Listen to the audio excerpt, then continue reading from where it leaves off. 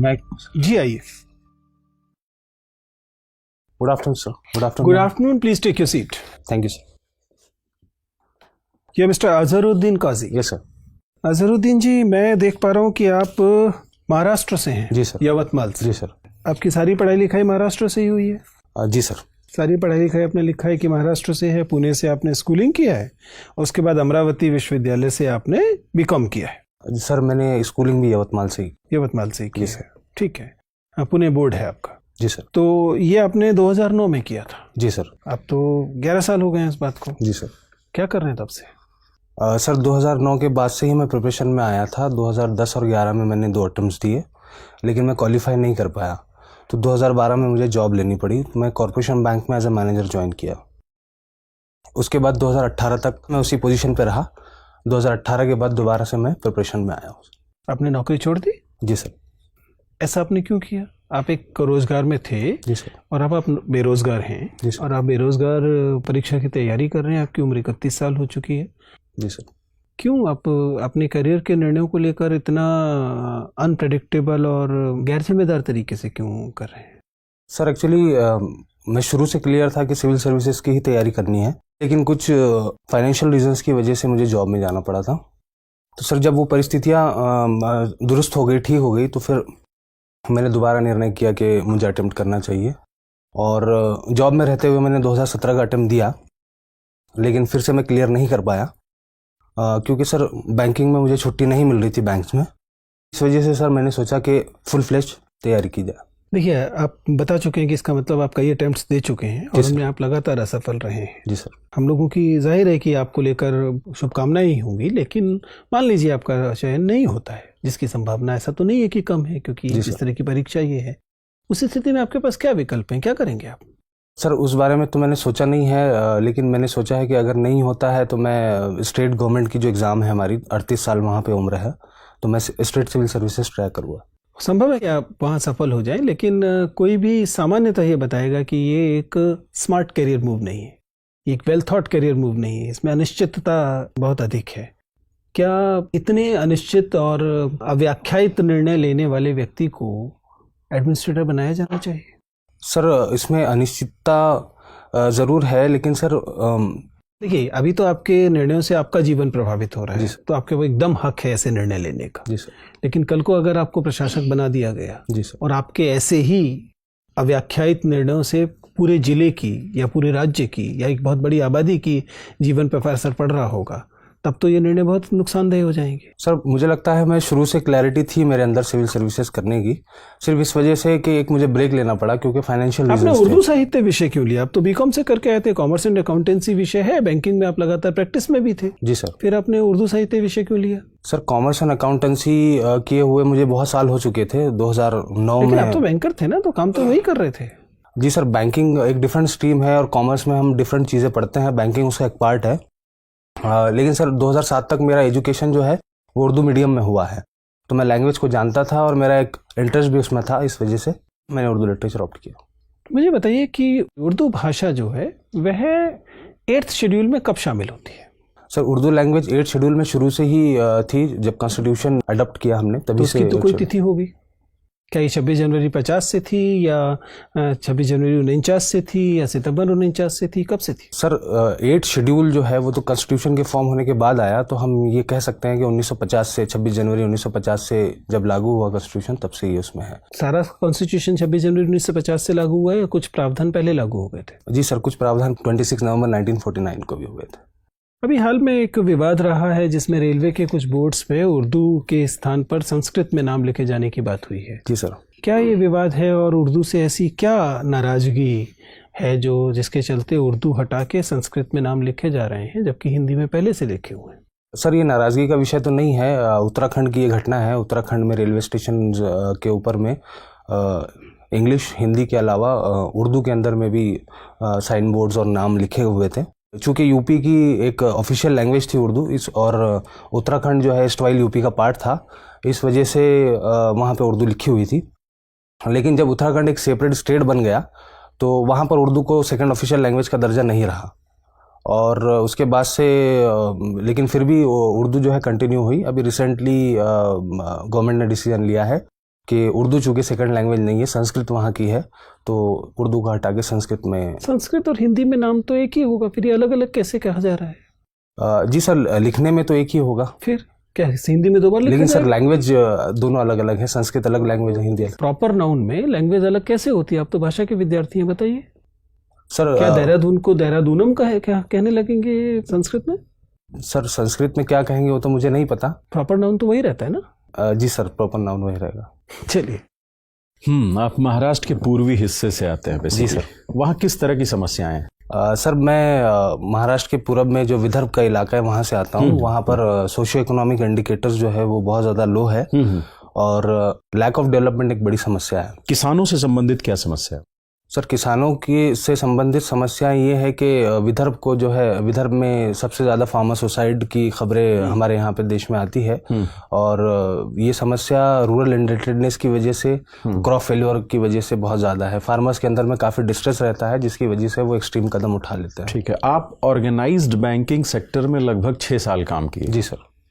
और किसानों की जो आत्महत्या हो रही कहीं ना कहीं उसमें जो अनऑर्गेनाइज्ड कह लीजिए बैंकिंग सेक्टर है, जी सर, वो भी बहुत हद तक जिम्मेदार है। जी सर। ठीक है, काफ़ी अधिक इंटरेस्ट रेट पे उनको वो देना, मतलब जी सर।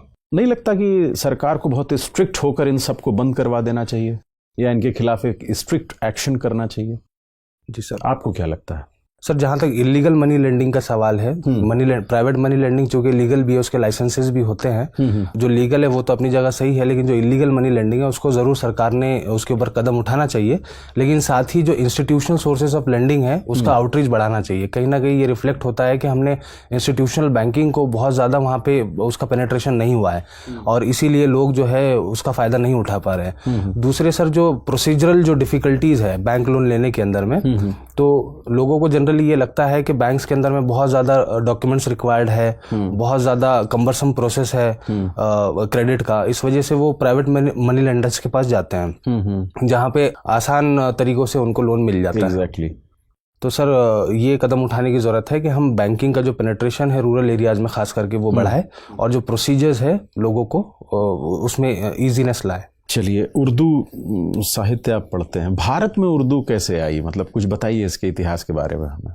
सर 12वीं सदी के आखिर में उर्दू दिल्ली के अतराफ़ में, इसकी जन्मभूमि दिल्ली के अतराफ़ बताई जाती है, दिल्ली शहर उसके अतराफ़ में। यहाँ खड़ी बोली राइज थी उस वक्त, खड़ी बोली बोली जाती थी और खड़ी बोली के अंदर में अरबी और फ़ारसी और तुर्की अल्फाज जो है, जो बाहर से मुस्लिम्स आए थे यहाँ पे, वो जो ज़बानें बोलते थे उन ज़बानों के अल्फाज जब खड़ी बोली के अंदर में मिलना शुरू हुए तो एक नई ज़बान तैयार हुई जिसको शुरू में अलग अलग नामों से पुकारा गया। उसे हिंदी भी कहा गया, हिंदवी भी कहा गया, दहलवी भी कहा गया और उसके बाद में जो है 19वीं सदी में इसका नाम उर्दू पड़ा। 19वीं सदी में? 19वीं सदी में इसका नाम उर्दू पड़ा। अच्छा, 19वीं सदी में सबसे ज़्यादा डेवलपमेंट किसके समय हुआ उर्दू का? कोई ऐसा रूलर था क्या 19वीं सदी में? 19वीं सदी में रूलर बहादुर शाह जफर थे। वो खुद भी एक शायर थे और उनके ज़माने में बड़े शायर भी गुजरे हैं जिसकी वजह से उर्दू का काफ़ी डेवलपमेंट हुआ। इनफैक्ट 19वीं सदी का जो निस्फ है, जो यानी 1850s का जो दौर है, वो उर्दू का सुनहरा दौर माना जाता है क्योंकि इस दौर में गालिब और ज़ौक़ जैसे बड़े पाए के शायर भी यहाँ मौजूद थे। अच्छा, अभी एक कंट्रोवर्सी हुई फैज़ अहमद फैज़ के कुछ उसको लेकर, इसके बारे में आपका क्या सोचना है? सर कंट्रोवर्सी को लेकर? हाँ बिल्कुल सर, फैज़ अहमद फैज़ की जो पूरी शायरी है वो एक तरह की रेसिस्टेंस पोएट्री है उनकी और सियासी शायरी भी उन्होंने की है। हाँ। और जो रिसेंट कंट्रोवर्सी हुई है वो शेर उनकी एक नज़म के इंटरप्रिटेशन को लेकर हुई है। आइडिया है, मतलब आप क्या सोचते हैं इस पे? सर इसमें मेरी सोच ये है कि किसी भी शायर की पोएट्री को समझने के लिए उसके ज़माने और उसके जहन को समझना बहुत ज़रूरी है। हम एक नज़म का लिटरल मीनिंग ना लेते हुए उसको ये देखना चाहिए कि शायर ने किस कंटेक्स्ट में वो बात कही है और शायर की पूरी पोएट्री का जो मजमून है वो क्या है। ठीक है, एक अंतिम सवाल मेरा आप बता दीजिए कि अभी सर जैसा पूछ रहे थे कि नाम बदला जा रहा है कई जगह, जैसे इलाहाबाद को प्रयागराज कर दिया गया, ऐसे कई जगह नाम बदले जा रहे हैं। जी सर। ठीक है, आप कहाँ तक उचित समझते हैं, क्या ऐसा किया जाना चाहिए? सर जहाँ तक नाम बदलने का सवाल है तो नाम ये पहली बार ऐसा नहीं हुआ है कि नाम बदले जा रहे हैं, हर जमाने में नाम नहीं, वो तो बदलते ठीक रहे है। हैं, पॉपुलर रूलर्स ने हाँ। नाम बदले हैं और लोगों की जब पॉपुलर डिमांड होती है तो ऐसा रूलर्स करते हैं, ऐसा गवर्नमेंट्स ने किया है। सर मेरी इसमें राय ये है कि जो इसका दूसरा पहलू है, जो एडमिनिस्ट्रेटिव एक्सपेंसेस इसके अंदर में इन्वॉल्व है, कहीं ना कहीं उनको भी सोचा जाना चाहिए। ठीक, thank you. Azharuddin ji sir. ये बताइए कि आपकी 3 क्वालिटी कौन कौन सी है जिसकी वजह से आईएएस बनना चाहिए? सर चूँकि मैं स्पोर्ट्स बैकग्राउंड का रहा हूँ तो एक टीम वर्क और परसिवरेंस, मैं काफ़ी समय से तैयारी में हूँ। तीसरी चीज़ सर कंपैशन। बहुत समय से आप तैयारी में लगे हुए हैं, जी सर। तो इसको आप गुण मानते हैं या दोष मानते हैं? सर ये गुड और बैड के टर्म्स में तो मैं कैटेगराइज नहीं कर पाऊंगा। मैं क्यों नहीं कर पाएंगे? क्योंकि आपका मामला है, किसी और का मामला होता तो कैटेगराइज कर पाते आसानी से। नहीं सर, किसी भी चीज़ को कैटेगराइज करने से पहले उसके पीछे की वजह जानना बहुत ज़रूरी है। तो मेरा ये मानना है कि अगर किसी चीज़ में मुझे टाइम लग रहा है और उसके बावजूद मैं अगर उस चीज़ को परसू कर रहा हूँ तो ये मेरे लिए गुड है। ओके, ठीक है। आप विदर्भ से आते हैं जो कि एक ड्राउट प्रोन एरिया है महाराष्ट्र का, जी सर। है ना, सूखा प्रवण क्षेत्र है। ड्राई फार्मिंग क्या होती है? ड्राईलैंड फार्मिंग से आपको क्या समझ आता है? सर ड्राईलैंड फार्मिंग जो हमारे जो रेनफेड एरियाज़ है, जहाँ पर इरिगेशन की फैसिलिटीज़ नहीं है, उन एरियाज़ में जो फार्मिंग होती है उन्हें हम ड्राईलैंड फार्मिंग कहते हैं। जहाँ पे रेनफॉल बहुत कम होती है, कुछ 100 सेंटीमीटर के नीचे अगर टेक्निकल डेफिनेशन पे जाए, और वहाँ पे इस तरह की क्रॉप्स उगाई जाती है जो जिसमें ज़्यादा पानी की खपत ना हो। जैसे कि सर जो हमारे पल्सेस है, बाजरा है, रागी है, इस तरह की जो क्रॉप्स है। लेकिन आप ही के पास एक डिस्ट्रिक्ट है नागपुर, उसके संतरे बड़े प्रसिद्ध हैं। जी। ऐसी कौन सी कंडीशन, यावतमाल से नागपुर की कौन सी कंडीशन ऐसी है जो डिफरेंट है, जिसकी वजह से नागपुर में संतरों का न केवल उत्पादन होता है बल्कि भारत के सबसे बेस्ट क्वालिटी के संतरे होते हैं? जी सर, एक्चुअली विदर्भा की ये जो डिस्ट्रिक्ट है, यवतमाल मेरा डिस्ट्रिक्ट और नागपुर डिस्ट्रिक्ट, यहाँ पे पानी की समस्या बहुत ज़्यादा नहीं है। यहाँ पे रेनफॉल जो है वो 100 सेंटीमीटर से ज़्यादा होती है। मसला यहाँ पे स्टोरेज का है। यहाँ पे इरिगेशन फैसिलिटी और स्टोरेज फैसिलिटीज़ अवेलेबल नहीं है। और नागपुर क्योंकि थोड़ा प्लेन रीजन में आता है तो वहाँ पे पानी की बहुत ज़्यादा कमी नहीं होती, इस वजह से वहाँ पे हॉर्टिकल्चरल क्रॉप्स बहुत ज़्यादा होती है। ठीक है। यावतमाल प्लेन एरिया क्यों नहीं है? सर यवतमाल जो है वो हिली एरिया रहा है और ब्रिटिश टाइम से इसे एक हिल स्टेशन में कैटेगराइज किया गया। कौन सा हिल है वहाँ पे? सर सतमाला हिल का पार्ट है। सतमाला हिल्स की जो चेन आ रही है वो नॉर्थन महाराष्ट्र में, वो उसी का पार्ट है यवतमाल। सतमाला के अलावा और कौन कौन से डेक्कन प्लेटों पे हिल चेन है? सर अजंता है। इनको उत्तर से दक्षिण की ओर आप क्रमानुसार सजा सकते हैं क्या? डेक्कन में सर? हाँ, डेक्कन में हरिश्चंद्र, बालाघाट, अजंता और सतमाला को। जी सर। सर जो क्रोनोलॉजी आपने बोली है शायद वही है। हरिश्चंद्र किधर है? सबसे उत्तर में है? जी सर, एमपी में। अच्छा। उसके बाद में बालाघाट जो टच होता है महाराष्ट्र से नागपुर रीजन को।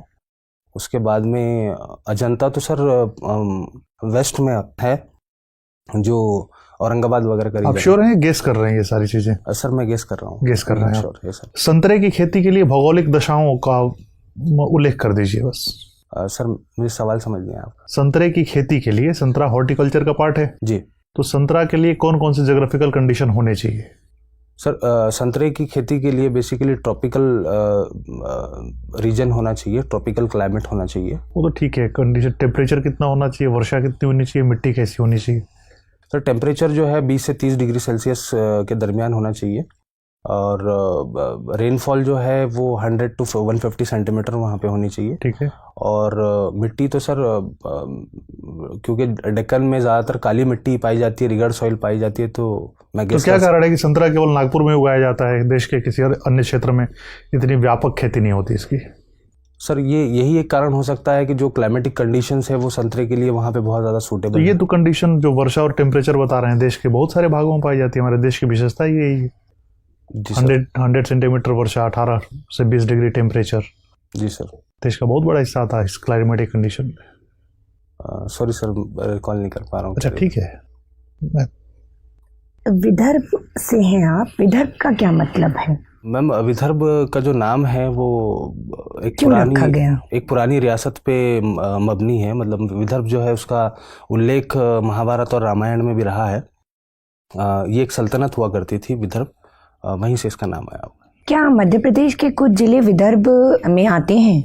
जी मैम, विदर्भ जब हम विदर्भ कहते हैं, क्या आप महाराष्ट्र का ही हिस्सा लेंगे या महाराष्ट्र के ही जिले देखेंगे, या विदर्भ में मध्य प्रदेश के भी कुछ जिले हैं? मैम, एक महाविदर्भ एक टर्मिनोलॉजी है जिसके अंदर में महाराष्ट्र के और महाराष्ट्र का प्रेजेंट विदर्भ और एमपी के कुछ ज़िले आते हैं जो लगे हुए हैं विदर्भ से, महाराष्ट्र के विदर्भ से वो, लेकिन उसे हम महाविदर्भ कहते हैं। और विदर्भ की जो टर्मिनोलॉजी है वो सिर्फ और सिर्फ हम महाराष्ट्र के कंटेक्स्ट में इस्तेमाल करते हैं। आपने कहा कि महाराष्ट्र में और स्पेशली आपके एरिया में पानी की इतनी समस्या नहीं है जी। फिर भी क्या मूल कारण समझते हैं कि विदर्भ में ही सबसे ज़्यादा किसानों ने आत्महत्या की? मैम, वही इरिगेशन फैसिलिटीज़ वहाँ पर नहीं है, जो इंफ्रास्ट्रक्चर होना चाहिए खेती के लिए वो सारी चीज़ें नहीं है। दूसरा एक रीज़न ये है कि वहाँ पर कैश क्रॉप्स उगाई जाती है। फार्मर्स जो है वो बेसिकली कॉटन उगाते हैं, और जब कॉटन और रूरल इंडिपेंडेंस बहुत ज़्यादा है, और कॉटन जब फेल हो जाती है और वो लोग जब रिपे नहीं कर पाते मनी लेंडर्स को, तो एक तरह का डिस्ट्रेस फार्मर्स के अंदर में डेवलप हो जाता है, जिसकी वजह से वो आत्महत्या कर लेते हैं। बीटी क्रॉप सुना है आपने? जी। What are BT crops? क्या है BT crops? Biotechnologically developed seed है कॉटन का। तो BT stand for biotechnology? No ma'am, BT stands for bacillus thuringiensis। It's a, ये जेनेटिकली मॉडिफाइड एक प्लांट है, बीटी कॉटन। आपने कहा बैसिलस। बैसिलस एक प्लांट है या कोई और जीव है? बैसिलस तो मैम एक बैक्टीरिया है और इसको प्लांट में यूज किया जाता है, जेनेटिकली मॉडिफाई किया जाता है। बीटी क्रॉप्स के नाम बताइए। मैम, बीटी ब्रिंजल है और बीटी मस्टर्ड, अभी हाल ही में बीटी मस्टर्ड का भी नाम। मुझे लगता था कि आप सबसे पहले बीटी कॉटन कहेंगे। मैम, बीटी कॉटन तो आप कह चुकी थी। अच्छा, आप भी कह सकते थे उसको। ये बताइए कि बीटी क्रॉप क्यों फेल है, क्यों उसका इतनी नहीं, अभी बैन है इंडिया में, बंद कर दिया गया है? नहीं मैम, बीटी कॉटन को बैन नहीं किया गया है। एक एसटीबीटी वैरायटी है जिसको, जो अनअप्रूव्ड वैरायटी है, जेनेटिक इंजीनियरिंग अप्रूवल कमेटी जो है उसने उसको अप्रूव नहीं किया है। तो क्या विदर्भ में बीटी कॉटन उगाई जा रही है? जी मैम।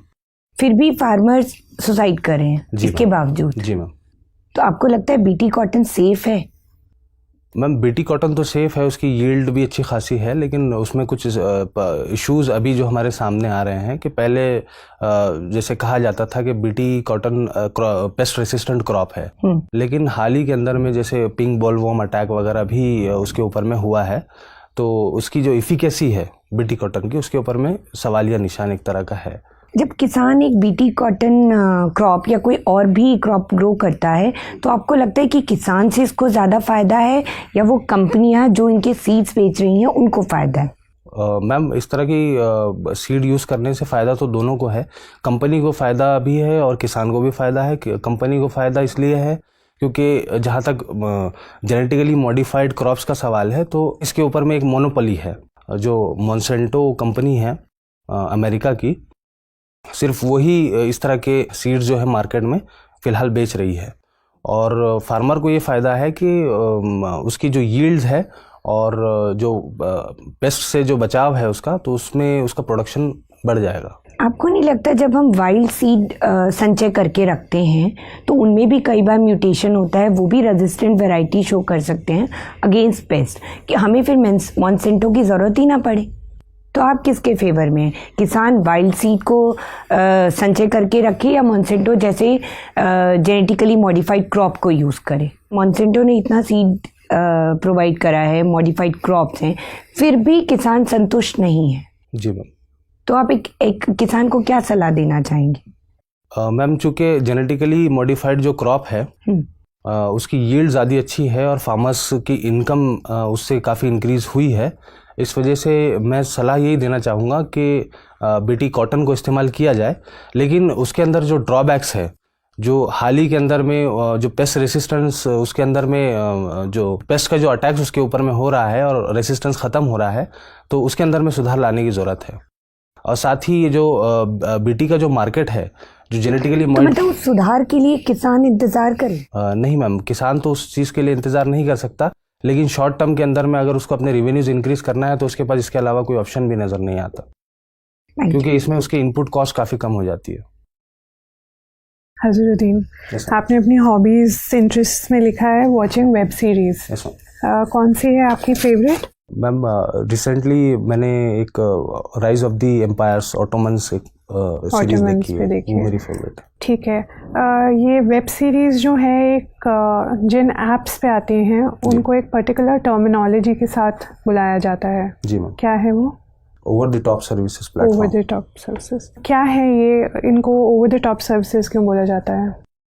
मैम जो ट्रेडिशनल जो ज़रिए है जैसे टीवी और सैटेलाइट, ये जो ज़रिए है कम्युनिकेशन, मीडिया कम्युनिकेशन के, या तो इससे हटकर ये एक सर्विस प्रोवाइड करते हैं उसको बाईपास करके, इस वजह से इनको ओवर द टॉप सर्विसेज कहते हैं। जो इंटरनेट सर्विस प्रोवाइडर्स है वो ये सर्विस देते हैं। अच्छा। एंड अगर हम इनकी वेब सीरीज़ के एडवांटेजेस और डिसएडवांटेजेस देखें तो क्या आप मेजर करेंगे, किस साइड बैलेंस टिल्टेड है, एडवांटेजेस या डिसएडवांटेजेस?